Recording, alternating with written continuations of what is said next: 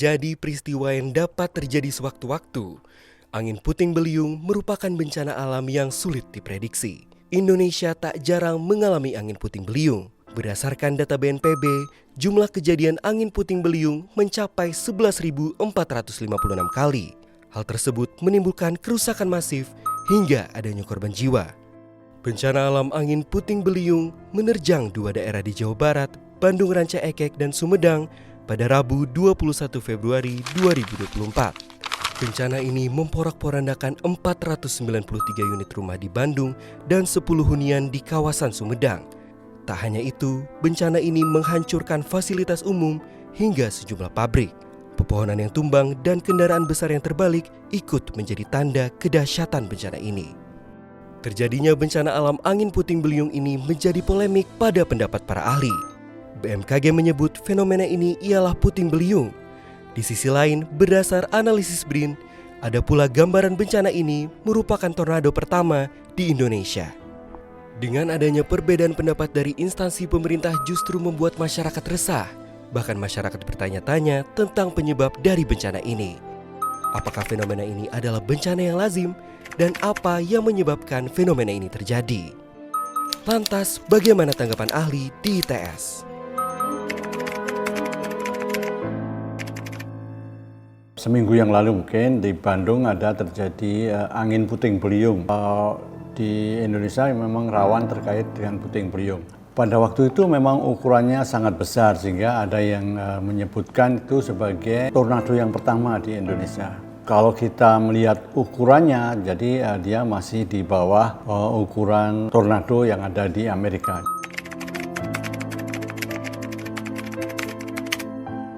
Jadi angin puting beliung itu memang banyak sering terjadi di kawasan tropis, khususnya seperti yang terjadi di Indonesia. Zaman dulu ini sudah dikenal namanya lesus, angin yang berputar demikian. Kalau tornado itu terjadi di daerah Amerika, di daerah lintang 23 sana, dari daerah sana. Karena ada perubahan antara daerah gurun dan daerah kutub. Jadi di sini tornado sering terjadi. Nah, sedangkan angin puting beliung yang terjadi di Indonesia itu skalanya masih kecil. F0 statusnya. Kalau di Amerika itu F0 sampai L5. Nah, kerusakannya sangat lebih parah.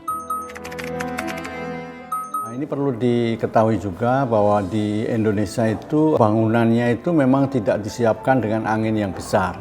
Kerusakannya menjadi sangat luas seperti yang terjadi di Bandung. Jadi angin puting beliung itu given, statusnya given, dia anugerah dari Tuhan dan itu terjadi sejak begitu memasuki musim hujan, saat musim hujan dan mau memasuki musim kemarau. Karena perubahan iklim, terjadi pemanasan global, maka angin puting beliung itu menjadi membesar, kekuatannya menjadi besar, daerah yang dikenai itu menjadi luas. Jadi di daerah datar itu memang paling sering terjadi angin puting beliung karena di daerah itu bagian daerah dataran tadi kan banyak pemukiman.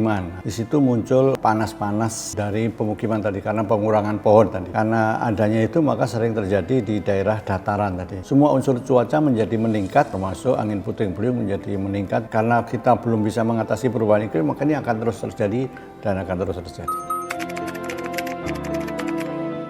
Karena tadi statusnya itu given, maka kita harus proaktif. Proaktif itu begitu kita mau memasuki pancaroba tadi, maka kita harus mulai memeriksa. Di Indonesia itu sebagian besar bangunannya tidak mengikuti tata cara terkait baik angin puting beliung maupun kegempaan. Jadi walaupun itu skalanya itu masih F0 tadi ya, kecil, tapi karena rumah kita tidak disiapkan seperti itu, atau kita tidak prepare, tidak proaktif menyiapkan tadi, maka itu yang terjadi. Perubahan iklim ukurannya sangat besar dan merusak, dan tidak hanya terjadi di satu tempat tadi, di banyak tempat. Nah, maka ini semua orang harus menyiapkan diri tadi proaktif terkait dengan khususnya pohon atau rumah-rumah jadi bencana yang tidak diinginkan. Saya selalu membuat moto yang mungkin harus dikenal semua orang bahwa bencana itu kita kenal, kita bisa selamat. Penting kita bisa menyelamatkan banyak orang.